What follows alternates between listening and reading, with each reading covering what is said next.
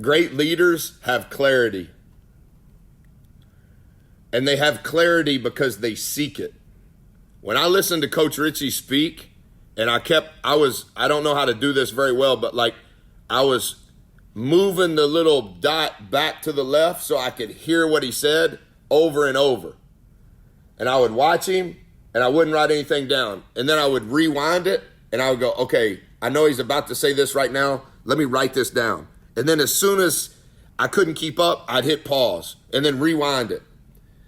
Great leaders have great, exquisite clarity. And they have exquisite clarity because they seek it. They're looking for it. They're hungry for it. They're like, hey man, they got something over there and I need to learn. They got something over there and I need to have clarity on that. The second thing, great leaders manage their transitions more efficient and more effective than others. Here's a transition. In a game, here's a transition. Horn just went off and you're on the way to the locker room. That's a transition. When you get to the locker room and it's your turn to speak, that's a transition. On the way out of the locker room, back to start the second half to warm up, that's a transition. The huddle before the second half starts, a transition. First ATO on the way to the huddle, that's a transition. Transition in what you guys do.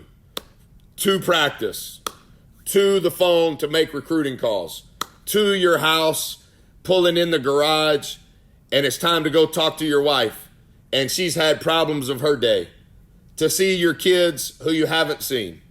How's their day? Great leaders handle transitions very well. And they handle transitions very well because they realize that their power is in going from one thing to the next. That's how you maximize it. You guys have read those books where they talk about like they're talking about real smart people. And I know you guys are real smart, but like even smarter people like that are doing like really, really hard stuff. Like they're trying to figure out the vaccine for COVID-19. A lot of books will say those people will turn the clock on and they'll go 50 straight minutes and then take 10 minutes off. That's an idea of a transition. That's how they maximize their power. We have to get better at our transitions. How to go from one thing to the next and have great power from one to the next. How we can take our mind and go, I know where I'm going. And this is what is required of me. Sustainable energy, poise, grace, all of those things that I mentioned. But the transition, you have to learn to manage those transitions.